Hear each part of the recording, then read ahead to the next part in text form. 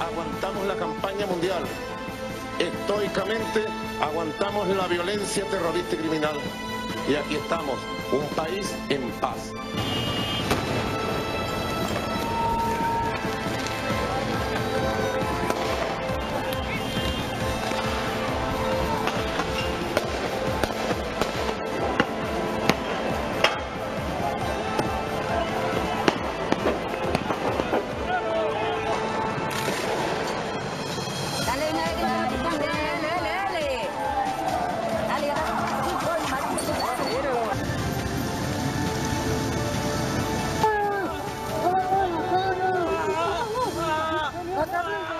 ¡Viva la patria! ¡Viva el comandante Hugo Chávez! ¿Qué carajo nos importa a nosotros lo que diga Trump? Nos importa lo que dice el pueblo soberano de Venezuela. Buenas noches, bienvenidos a TV Perú Mundo. Los saluda Josefina Townsend. Hoy lunes nos acompaña, como siempre, Farid Cajat. Farid, ¿qué tal? ¿Cómo estás? Buenas noches. Comenzamos en Venezuela. La elección de la Asamblea Constituyente ha añadido más incertidumbre a ese país y caos también. El presidente Nicolás Maduro ahora tiene un arma para gobernar sin limitaciones. La jornada tuvo enfrentamientos que dejaron al menos 10 muertos, aunque algunos medios de prensa señalan incluso que la cifra sería mayor.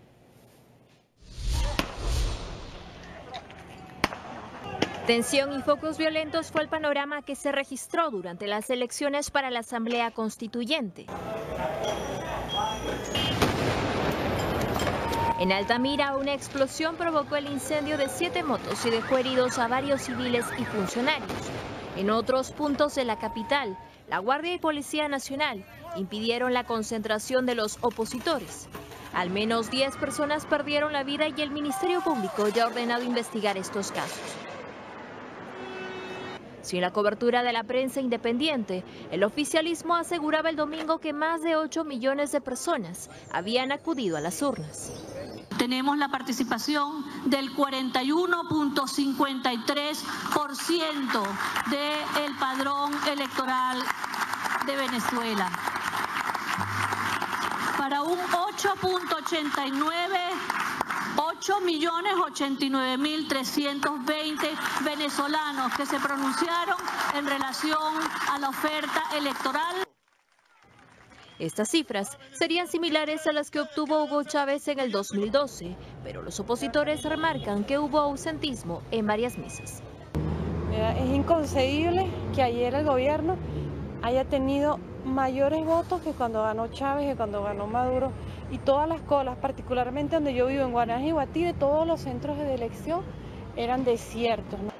Una de las primeras acciones de la constituyente sería la toma de posesión de la sede del Parlamento, donde hasta el momento sesiona la Asamblea Nacional de mayoría opositora. El presidente de la Asamblea Nacional, Julio Borges, ha recalcado que los diputados permanecerán en esa sede. Borges ha considerado un fraude las elecciones del domingo y ha llamado a desconocer los resultados. El gobierno fue el gran derrotado de ayer. Ayer ganó la determinación del pueblo venezolano en su lucha histórica por la libertad, como lo hizo en el año 57 y en el 58. A nosotros nos toca en este momento dar ese mismo testimonio. Y por eso los diputados estamos acá el día de hoy, para que los venezolanos sientan, sepan que estamos solos aquí para luchar por ellos. La dirigencia opositora llamó a una movilización masiva hacia Caracas en rechazo a las muertes que ocurrieron tras las votaciones de la constituyente, con la que se pretendería instaurar y legitimar una dictadura.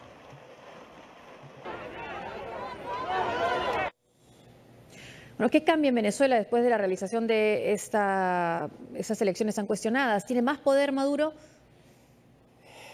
Presumo que sí, o sea, digamos, ¿cuál era el objetivo tanto del grueso de la oposición, incluyendo no solo a la Mesa de Unidad Democrática, sino al chavismo disidente, el movimiento conocido como Marea Socialista?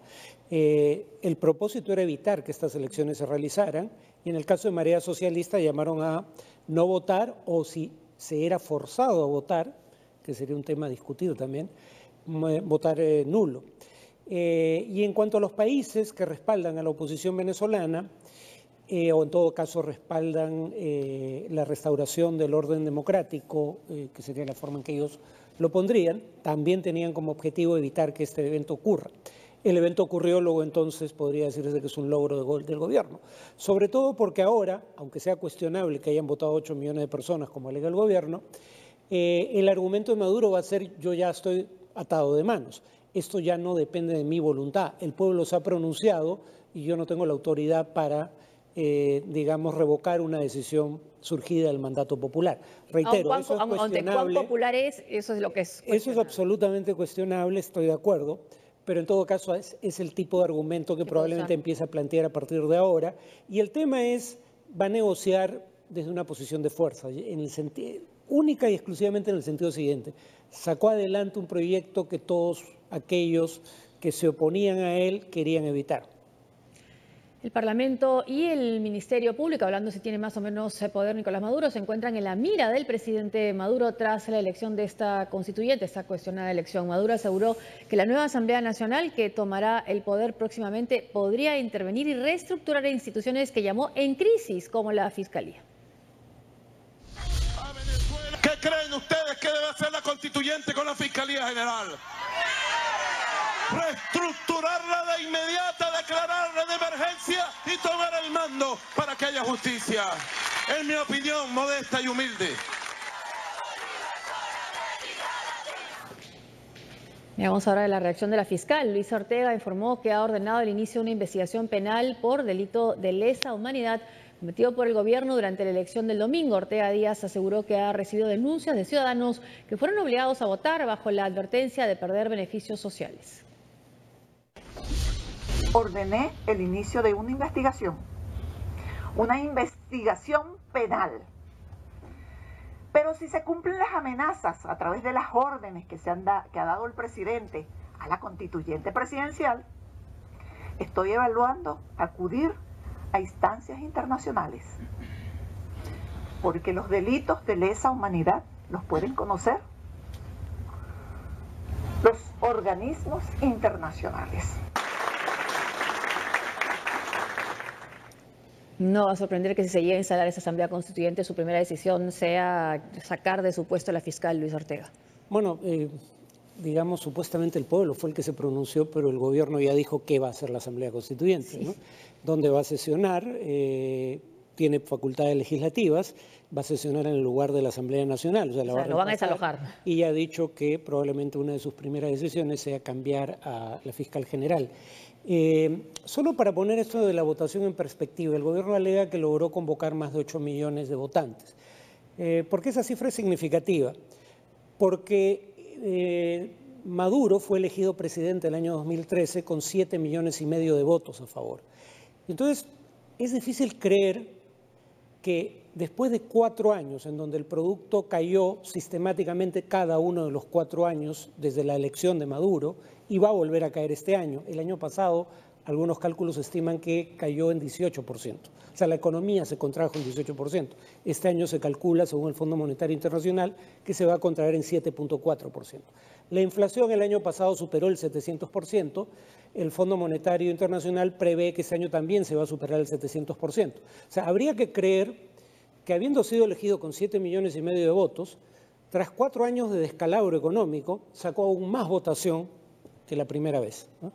Y la prueba de que la tendencia del electorado, digamos, chavista era descendente y no ascendente, es que el 2015, cuando se elige el Congreso, en una votación que no cuestionó ni oficialismo ni oposición, el chavismo, de haber obtenido para elecciones presidenciales, claro, eso es una comparación discutible, pero para ponerlo en contexto, de haber obtenido en elecciones presidenciales 2013 7,5 millones de votos, obtiene solo 5,6 millones aproximadamente en las elecciones para el Congreso de diciembre de 2015.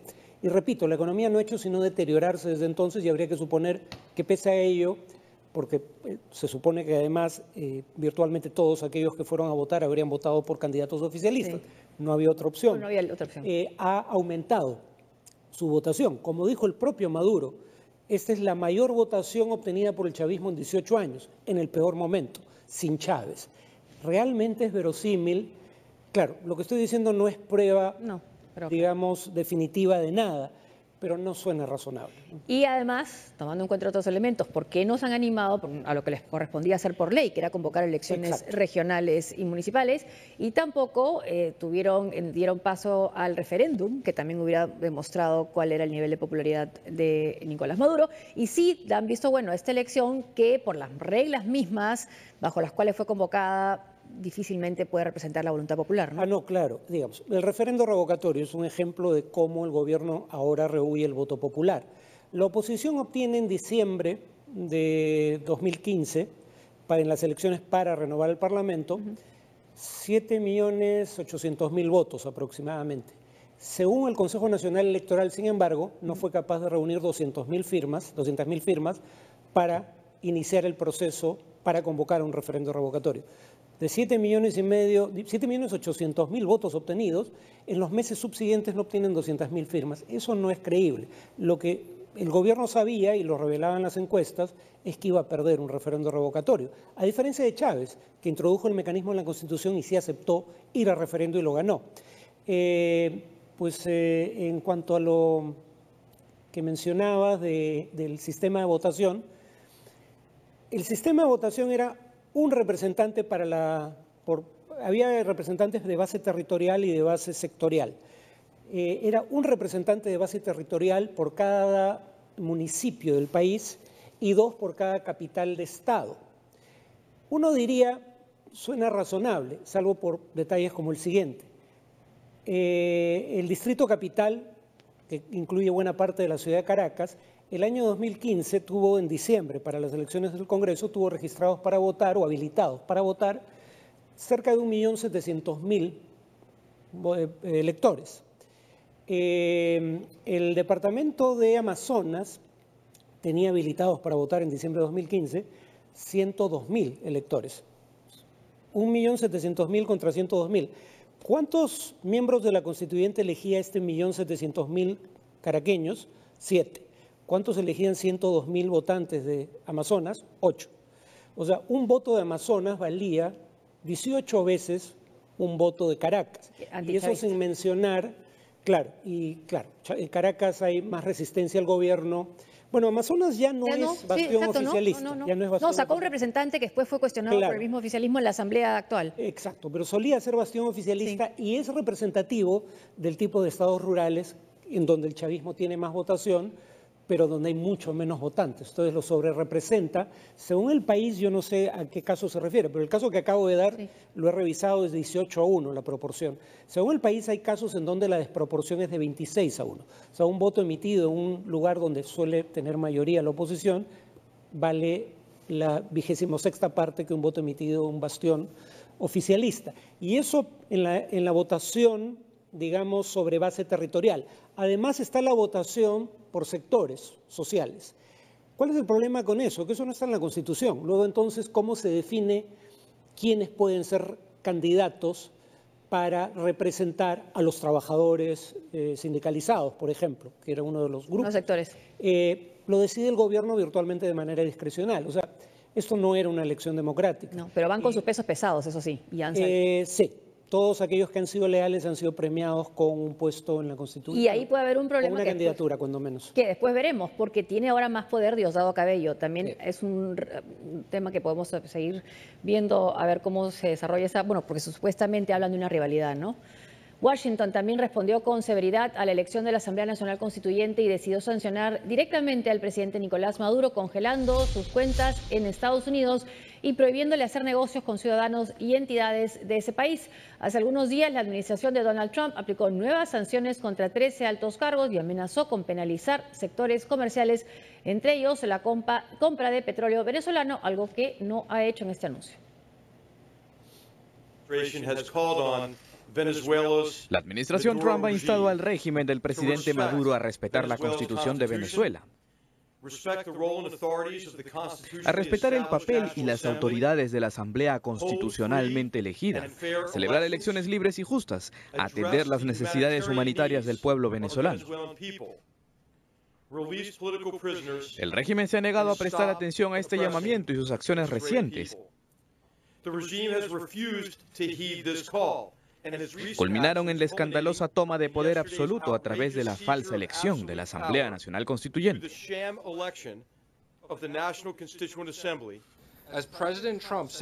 Como el presidente Trump dijo a inicios de mes, Nicolás Maduro, que sueña con convertirse en un dictador, ha ignorado continuamente las acciones valientes del pueblo venezolano para defender la democracia, la libertad y el Estado de Derecho. Las ilegítimas elecciones de ayer confirman que Maduro es un dictador que ignora la voluntad del pueblo venezolano.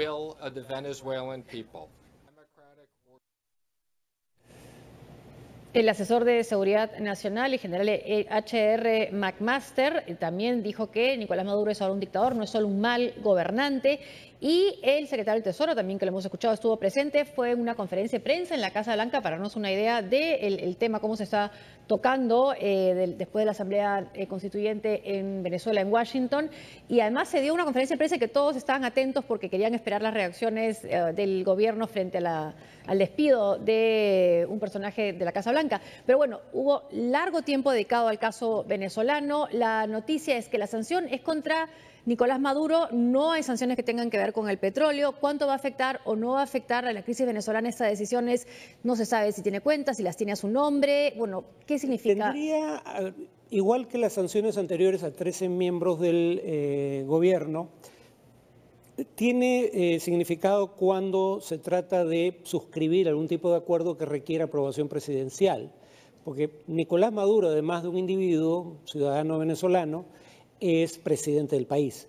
Entonces, básicamente lo que ha establecido el gobierno de Estados Unidos es que no se puede hacer ningún tipo de acuerdo que requiera la aprobación, por lo menos que requiera la rúbrica presidencial. Y por ejemplo, la venta de petróleo no requiere... No.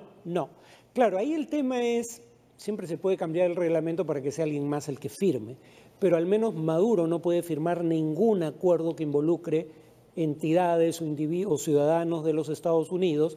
El director de finanzas de PDVSA tampoco lo puede hacer porque estaba incurso en las sanciones anteriores. Ahora, hubo un dato interesante en esta conferencia de prensa, que fue cuando le preguntaron a McMaster, creo, o al secretario del Tesoro, ¿en qué se diferencia esto del caso de Turquía, en donde Estados Unidos no solo no criticó un cambio constitucional cuestionable para incrementar el poder del presidente Recep Tayyip Erdogan, sino que incluso lo llamó casi de inmediato para felicitarlo y no pudieron responder, probablemente porque no saben muy bien qué pasó en Turquía, pero el hecho es, digamos, Estados Unidos es el peor aliado que puede tener la oposición venezolana, porque su doble estándar en estos temas es ostensible. Y también hasta puede haber un doble estándar al momento de decidir si deja de comprarle petróleo o no, porque también puede ser que lo haga porque no quiere que suba la gasolina en su propio país. Claro, una de las razones por las que no hay sanciones en el tema petrolero no es solo que eso puede tener efectos en la población desastrosos para la población venezolana, sino que puede elevar efectivamente de lo inmediato, ¿no? Porque después se podría reemplazar con petróleo importado de otros países, pero en lo inmediato, o con producción local también, porque Estados Unidos ahora ya es exportador de petróleo. Pero, digamos, en lo inmediato tendría un efecto, digamos, al alza sobre el nivel de precios de los combustibles dentro de Estados Unidos. Dicho sea de paso, Data Analysis, que es la encuestadora más acertada que hay en Venezuela, cuando uno contrasta sus pronósticos, igual falla como todas, el contexto venezolano es peculiar, pero la más acertada en sus pronósticos de resultados electorales suele ser Data Analysis. Data Analysis dice que 63% de los venezolanos se oponen a sanciones contra la economía de su país, ¿no? Claramente más de la mitad, casi 2/3. Vamos a escuchar ahora desde Caracas al congresista opositor William Dávila de la Mesa de la Unidad Democrática. Congresista Dávila, ¿nos oye? ¿Está vía Skype? Sí, le estoy escuchando. Sí, no lo vemos, pero bueno, lo estamos oyendo. Congresista, después de lo sucedido ayer, ¿qué pasos, cómo evalúa usted la situación en lo que a la lucha por una Venezuela democrática se refiere? Mira, primero que constituyente espuria fue una farsa electoral que se impuso por la vía de sangre, fuego, asesinatos, persecuciones como nunca. En mi estado hubo 7 crímenes en los últimos 3 días, crímenes políticos. Ayer nomás domingo se sucedieron 5 asesinatos políticos, ha habido persecución y no votó la gente. Por más que el régimen pretenda y decirle al mundo que votaron 8.030.000 electores para un 41% de las elecciones, eso es completamente falso, eso no fue así, todo lo contrario. Nosotros lo que tenemos en este momento es realmente una farsa electoral. El mundo, más de 40 naciones en el mundo están repudiando esa farsa electoral y nosotros aquí estamos organizándonos para seguir en esta lucha. La lucha tenemos que seguirla. Hoy tuvimos reunión de la fracción parlamentaria de todos los diputados de la Asamblea Nacional para tomar las acciones que nos corresponden para defender nuestro espacio legislativo y seguir trabajando como diputados que somos electos por el pueblo, pese a las amenazas que ha hecho Maduro de allanarnos la inmunidad parlamentaria, de ponernos presos, de perseguirnos. Lo cierto del caso es que tenemos una alta moral combativa y el pueblo venezolano está decidido a empujar duro, porque estamos viendo que definitivamente la dictadura se está imponiendo y ese gobierno constituyente, el primero que se vaya por delante va a ser el propio Maduro. Ahora, congresista, la propia instalación de esta llamada constituyente va a ser en el local donde ustedes trabajan. Sí, claro, en el mismo Palacio Legislativo. Ya dijeron que iban a tomar el Palacio Legislativo. Pueden hacer lo que les da la gana, porque para ellos no existe limitaciones, no existe escrúpulos de ninguna naturaleza. Esa es la gran verdad y nosotros agradecemos mucho al pueblo del Perú todo el apoyo y a los medios de comunicación que nos han brindado. Nosotros estamos desplegando pues toda una acción internacional, una acción nacional y la acción social, porque definitivamente ya el pueblo venezolano sabe que lo que viene, como decía Winston Churchill en la guerra, sangre, sudor y lágrimas. Ahora bien, esta presión tiene que llevar a una negociación directa y esa negociación directa tiene que irse en el plano de eliminar esta Asamblea Constituyente, de normalizar políticamente el país con elecciones generales. No hay otra vía, porque la polarización y el radicalismo del régimen va a traer como consecuencia que el país nacional, que es casi el 90%, va a seguir trabajando y luchando para rescatar la democracia venezolana. Y con esta elección de los representantes del régimen que van a estar o que han sido supuestamente elegidos para esta constituyente, ¿no puede haber incluso una tendencia a radicalizarse aún más con figuras como Diosdado Cabello? Bueno, es lo que yo te dije. Nosotros vamos a ver es un gobierno constituyente y cuidado, la primera víctima va a ser Nicolás Maduro. Yo pienso de que esta pelea entre Nicolás Maduro y Diosdado Cabello está llevando a esta radicalización que lo más grave de todo es que es la cantidad de asesinatos a jóvenes. Es el pueblo el que está sufriendo en carne propia esta pelea entre Diosdado Cabello y Nicolás Maduro. Venezuela no puede seguir soportando eso. Nosotros estamos viviendo penurias económicas y sociales. La gente no va a alcanzar el dinero para comer, se los digo de verdad. No alcanza la plata. Nadie gana. Mire, un actor privilegiado aquí, alguien privilegiado puede estar ganando 40 o 50 dólares al mes, pero la mayoría de los venezolanos no pasan de 10 dólares al mes. Y con eso no le alcanza para hacer un mercado, para comprar leche, comprar carne, comprar harina, comprar hortalizas. No le alcanza la plata. Aquí va a haber hambruna. Aquí no se consiguen medicinas y esa es una variable estructural que está mucho más allá de los designios políticos o de esos cálculos del ajedrecista que hacen allá en Miraflores para manipular y para adulterar cifras. Eso va mucho más allá de eso. Aquí hay una explosión social que está allí porque todos esos asesinatos se han producido en sectores populares. Yo soy de Mérida, como ustedes lo saben, y los 2 asesinados en la mañana de ayer a las 5 de la mañana es del barrio más pobre que tiene Mérida. Era un barrio donde nosotros no podíamos entrar porque era totalmente chavista. Bueno, esa gente hoy salió ayer a protestar, mataron 2 personas y eso está sucediendo en todas partes del país. Los sectores populares están repudiando a Maduro, su claque militarista, que lo que se han hecho es simplemente enriquecerse a costilla del pueblo que cada día es más pobre. Y congresista, ¿qué impacto cree usted que va a tener esta decisión del gobierno de Estados Unidos de sancionar directamente a Nicolás Maduro? Bueno, mira, yo veo las sanciones desde el punto de vista también ético y moral, la repercusión que eso tiene en los grupos familiares directos o indirectos, o los negocios o comercios que ellos puedan tener. Pero esta es una lucha que tenemos que librarla nosotros los venezolanos. Estamos claros que muchas veces esas sanciones las aprovechan ellos para presentarse como víctima. Simplemente también hay una realidad, el pueblo venezolano ve cómo se explica que el vicepresidente de la República le hayan encontrado hasta ahora 500 millones de dólares afuera. ¿Cómo? ¿Con qué plata va a ganar ese señor 500 millones de dólares? Si no es una familia poderosa. Simplemente porque están metidos en el negocio del narcotráfico. Y ese es el problema que tenemos aquí. El narcotráfico está metido en las estructuras del Estado. Ese es el problema. Por eso es que los mecanismos internacionales están rezagados, porque esta es una situación realmente posmoderna. Estamos luchando contra un régimen donde el narcotráfico forma parte de la estructura del Estado. Esto que estoy diciendo es peligroso, por eso yo siempre vivo advirtiendo que cualquier cosa que nos pase a nosotros es el régimen que está actuando para liquidarnos, porque nosotros decimos la verdad, no la estamos negando. Aquí estamos luchando contra un régimen penetrado por el narcotráfico y por eso es que es tan bárbaro, por eso es que la violencia es tan bárbara.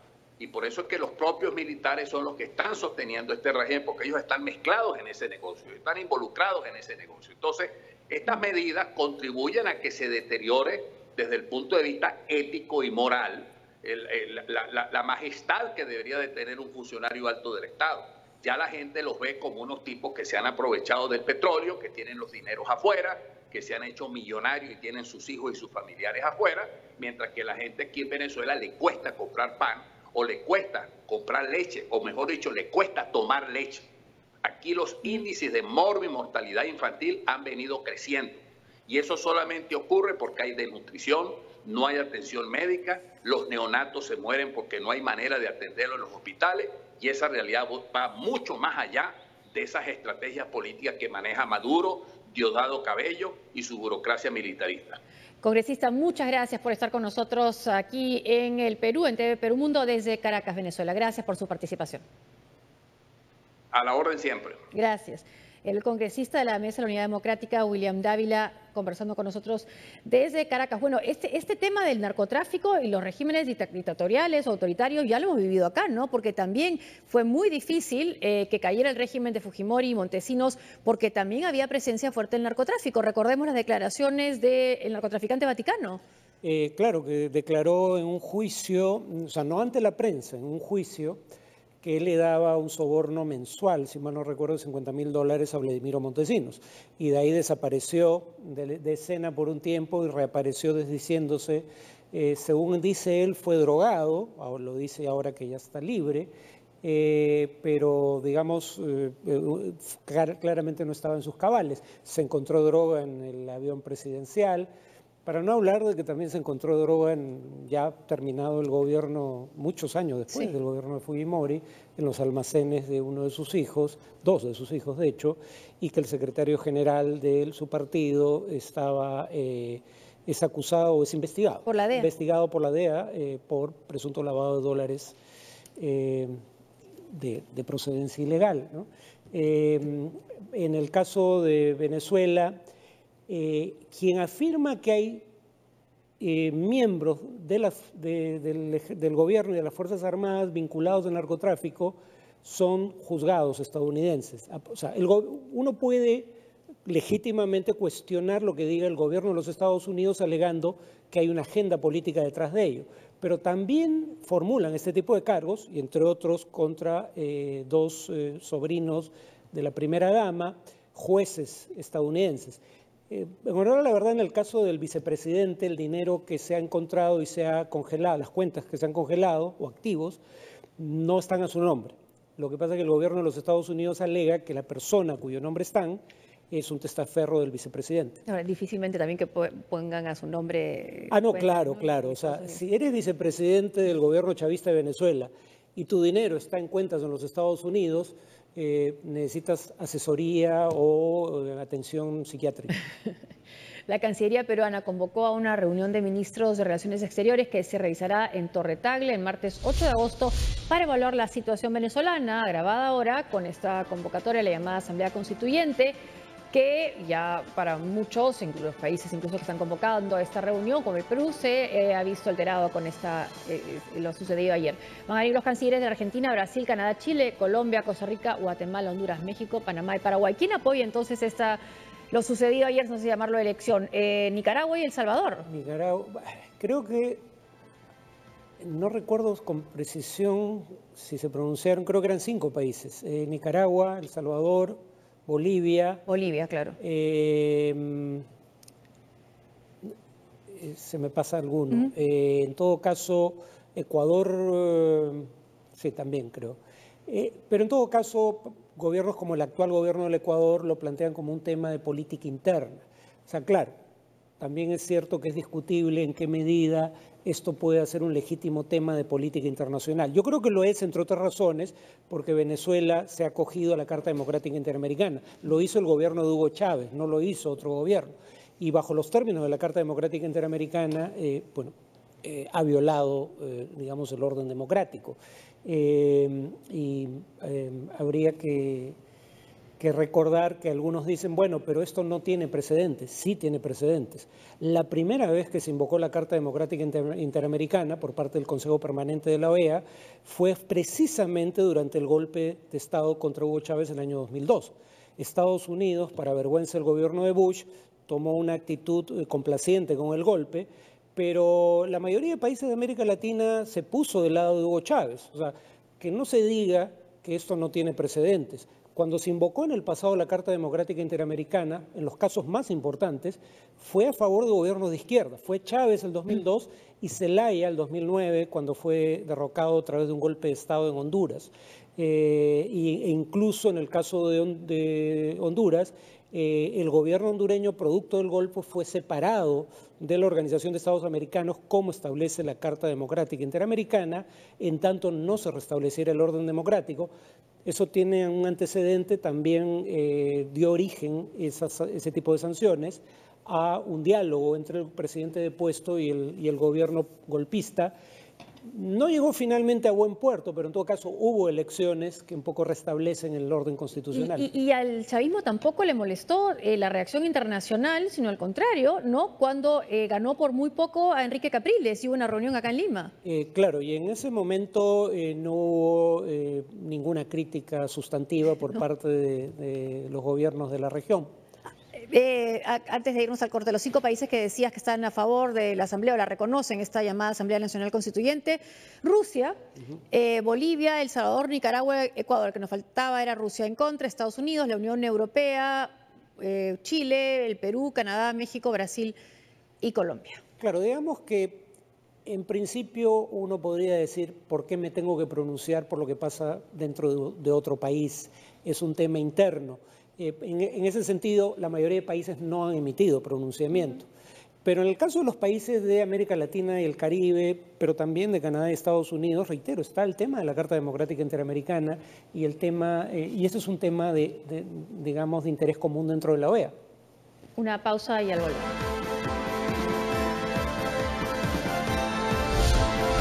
Cambios inesperados en la Casa Blanca, además. El Estado Islámico atacó la embajada iraquí en Kabul.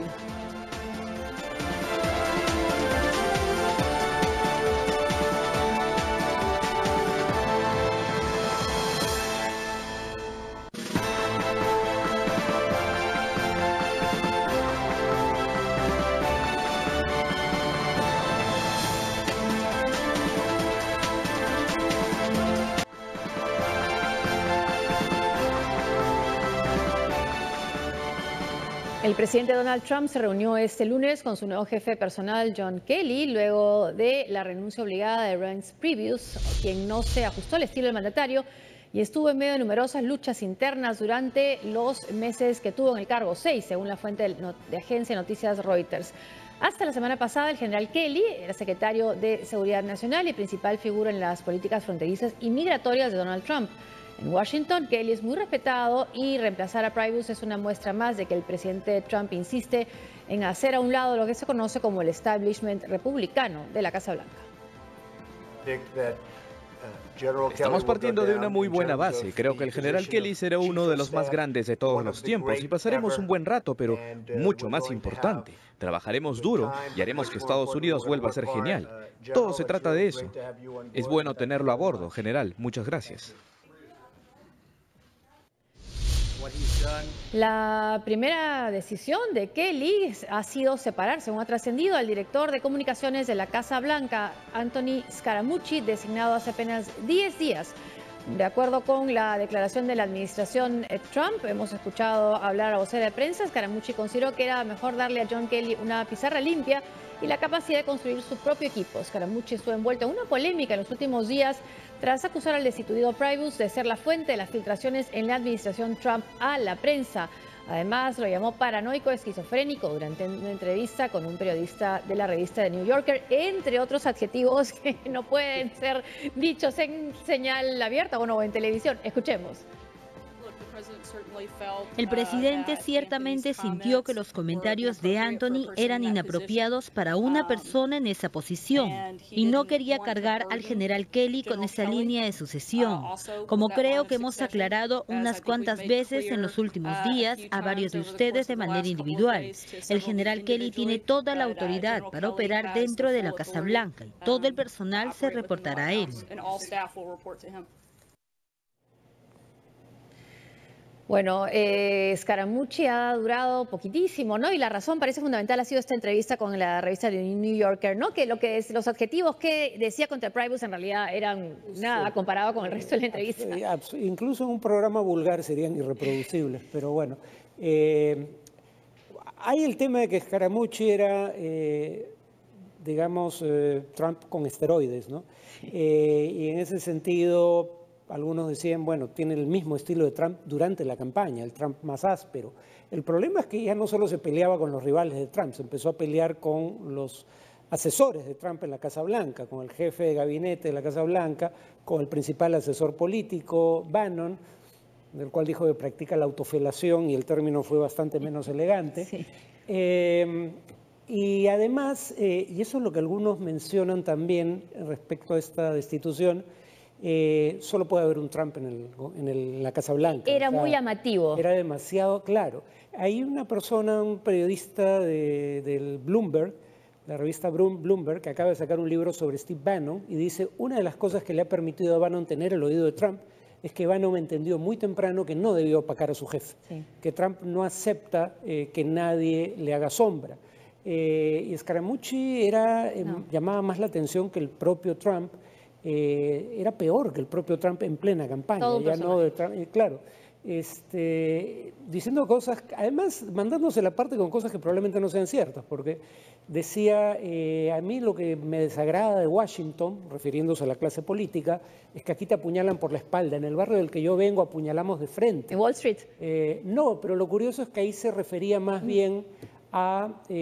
todo parece indicar a su origen como italoamericano de un barrio aparentemente humilde. Pero claro, como tú dices, es un banquero de Wall Street, entonces digamos que no venga a... horrorizarse. Sí, y a mostrar harapos que nunca tuvo, ¿no? A ver cuánto han durado más o menos funcionarios de la administración Trump. Reince Priebus, que ha salido recién, 189 días, y era el jefe de gabinete, ¿no? Sí.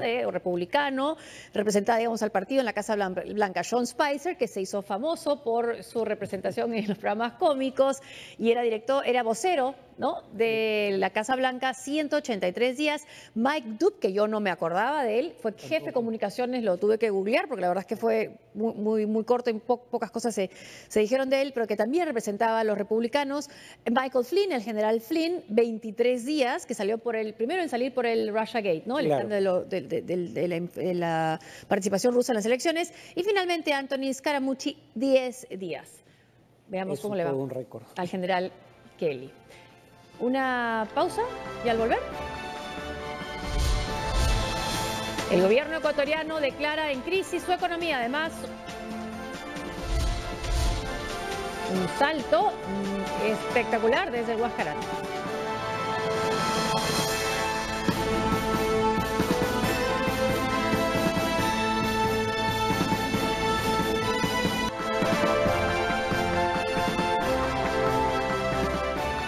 El vicepresidente de los Estados Unidos, Mike Pence, está llevando un mensaje de tranquilidad a los países de Europa del Este ante las crecientes amenazas que supone Rusia en la región. Moscú responderá a las sanciones estadounidenses con la expulsión de 755 diplomáticos. Estados Unidos ha acusado a Rusia de prohibir el acceso a su personal diplomático a una residencia en Serebriany Bor, ubicado en la capital Moscú. Esta es una de las medidas de represalia rusa ante el aumento de sanciones aplicadas por Estados Unidos contra ese país. El vicepresidente norteamericano Mike Pence condenó las actividades desestabilizadoras de Rusia y aseguró que esperan un comportamiento diferente respecto a la situación en Ucrania y el apoyo a regímenes como Irán y Corea del Norte. El presidente ha dejado muy claro que las actividades desestabilizadoras de Rusia, su apoyo a regímenes de los pícaros y sus actividades en Ucrania son inaceptables. Dejó muy claro que muy pronto firmará las sanciones del Congreso de los Estados Unidos, pero al mismo tiempo, al clarificar nuestras intenciones, esperamos que el comportamiento ruso cambie. La visita de Pence a Estonia es parte de los esfuerzos de Washington para tranquilizar a los aliados de la OTAN del compromiso estadounidense con la Alianza del Atlántico en medio de las preocupaciones por el comportamiento de Rusia en la región. En respuesta a las sanciones estadounidenses, Rusia expulsará a 755 miembros del personal diplomático norteamericano e impondrá medidas adicionales. Las penalizaciones de Washington son parte de una respuesta a las conclusiones de las agencias de inteligencia que aseguran que Moscú interfirió en las elecciones presidenciales de 2016, además de la anexión de Crimea en 2014. Bueno, ahora Vladimir Putin ha dicho que sí va a responder frente a las sanciones impuestas por Estados Unidos y que debe firmar el presidente Donald Trump, que parece atado de manos, ya no va a poder hacer más que poner en práctica lo que el Senado y la Cámara de Representantes han decidido. Ahora, la otra vez durante el gobierno de Barack Obama que hubo esta sanción a los diplomáticos y este cierre de dos casas que tenía Rusia en Estados Unidos, Putin dijo no respondo, ¿no? Y esperaba que con Trump las cosas cambiaran. Bueno, no ha sido así. No ha sido así por la razón que lleva estas sanciones, el alegato de que Rusia interfirió en el proceso electoral estadounidense. Rusia lo sigue negando. Digo, yo no puedo decir que haya visto pruebas concluyentes, pero todo parece indicar, porque además nadie ha indicado a otro posible responsable, todo parece indicar que es cierto. Entonces, básicamente el tema es, si quieres interferir en favor de un candidato del cual luego esperas favores de política internacional, el punto clave es que no te detecten. Y si te detectan, puede terminar siendo un boomerang, que es lo que ha pasado aquí. Claro. Ahora, Trump no tenía muchas alternativas. No podía vetar la decisión del Congreso por dos razones. La primera, constitucional, o sea, el Congreso tenía por de sobra la mayoría calificada necesaria para insistir en la eventualidad de un veto. Entonces, el veto hubiera sido irrelevante. Pero en segundo lugar está el tema de que, digamos, precisamente de lo que se investiga a Trump, es de confabulación con el gobierno ruso para que interfiera en su favor en la elección estadounidense. Estaba en duda la legitimidad de su propia elección. Exacto, no puede tomar una decisión que parezca ser condescendiente con Putin. Corea del Norte ha amenazado con un acto resuelto de justicia si es que Estados Unidos aplican más sanciones o recurren a una aventura militar en la península asiática. La diplomacia norcoreana insiste en que la última prueba de misil es una advertencia a Washington por las penalidades contra el régimen de Kim Jong-un, aunque no ha especificado cuáles serán las medidas que tomarán.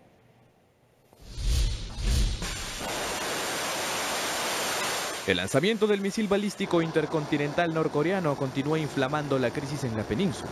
Durante una conversación telefónica, el primer ministro japonés Shinzo Abe coincidió con el presidente estadounidense Donald Trump de tomar nuevas medidas sobre Pyongyang tras este lanzamiento.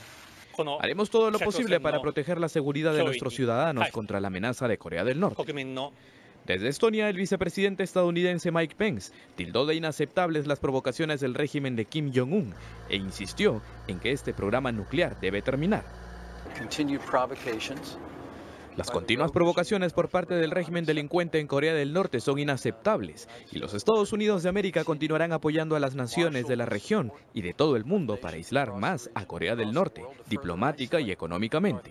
La era de la paciencia estratégica ha terminado. El domingo, Estados Unidos derribó un misil balístico de alcance medio durante la prueba más reciente del sistema de defensa antimisiles THAAD en Corea del Sur. La maniobra se realizó sobre el Océano Pacífico y horas después de la prueba de Pyongyang. La mañana de lunes, alrededor de 40 manifestantes protestaron por el despliegue del THAAD en Seongju rural. Pero la reacción de Seúl ha sido instalar 4 unidades más del sistema THAAD, luego del último lanzamiento del misil norcoreano. El presidente del Ecuador, Lenín Moreno, anunció medidas de ajuste fiscal tras revelar que su país atraviesa una grave crisis económica. Esta declaración ha agudizado el distanciamiento con su antecesor, Rafael Correa. La situación es crítica. Con estas palabras, el presidente de Ecuador, Lenín Moreno, reconoció que el país atraviesa por una crisis económica a consecuencia de la creciente deuda pública que equivale al 60% del Producto Interno Bruto, según datos oficiales. Aunque evitó referirse a su predecesor Rafael Correa, con quien protagonizó una serie de polémicas en las últimas semanas, Moreno admitió que tendrá que desembolsar más de 8.000 millones de dólares anuales para amortizar dicha deuda. Por lo tanto, anunció medidas para ordenar las finanzas públicas. Necesitamos mejorar las condiciones de financiamiento, generar mayores ingresos, aumentar nuestras exportaciones, el ingreso de dólares a la economía y fomentar la inversión privada. Desde su cuenta en Twitter, Rafael Correa calificó de politiquería la declaración oficial y aseguró que el gobierno apunta a un paquetazo económico, hipótesis que fue descartada por el Ministerio de Economía. No, de ninguna manera. Hay que entender también que para septiembre habrá que ya trabajar en una siguiente proforma para el 2018. Tarde o temprano va a ser necesario, sino que tiene que hacerse en muchos mejores términos que los que hemos logrado. De otro lado, el líder de la oposición, Guillermo Lasso, anunció que la bancada de la Alianza Creo investigará la gestión económica de Correa. Debería de volver de Bélgica para aquí en el Ecuador aceptar los debates necesarios que demuestren claramente su responsabilidad ya no solo política en la crisis, sino legal por haber violado el artículo 124 del Código Orgánico de Planificación y Finanzas Públicas. A pesar de sus recientes desencuentros con su antecesor, la ciudadanía ve con simpatía el desempeño político del presidente, que presenta un 70% de aprobación según una última encuesta de la firma Cedatos. Al volver, un montañista ruso impuso un récord desde el nevado Huascarán.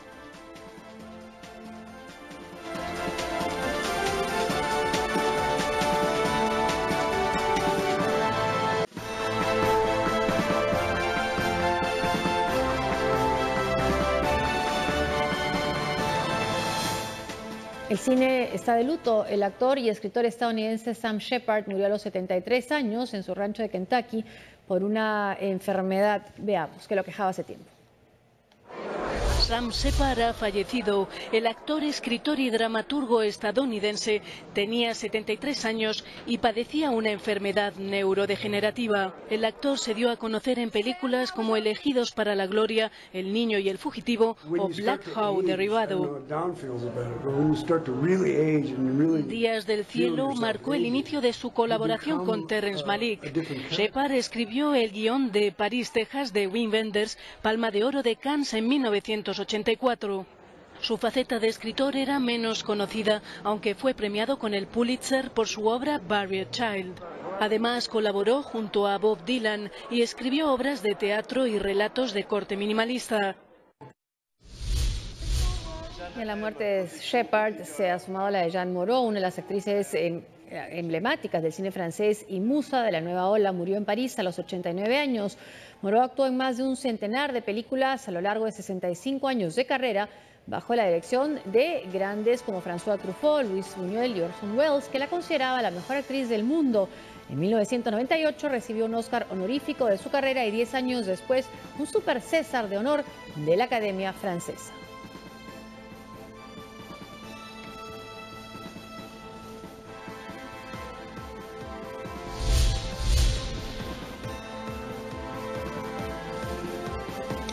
Un niño de solo 8 años de la India ha roto el récord de la resistencia más larga recorrida con patines con todo el cuerpo a ras del suelo. El niño recorrió cerca de 145 metros patinando bajo postes ubicados a solo 30 centímetros del piso, adjudicándose el récord Guinness.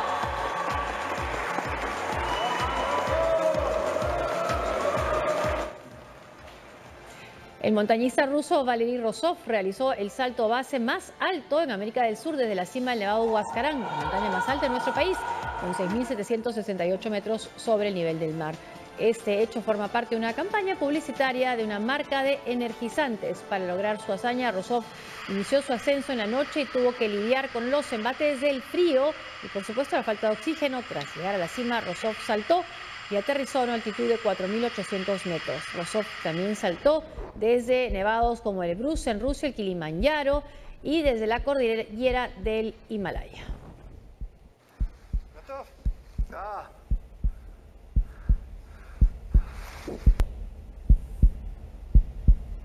Renovamos el salto. ¿El salto? Hasta aquí el programa. Muchas gracias por acompañarnos. Gracias, Farid. Hasta mañana.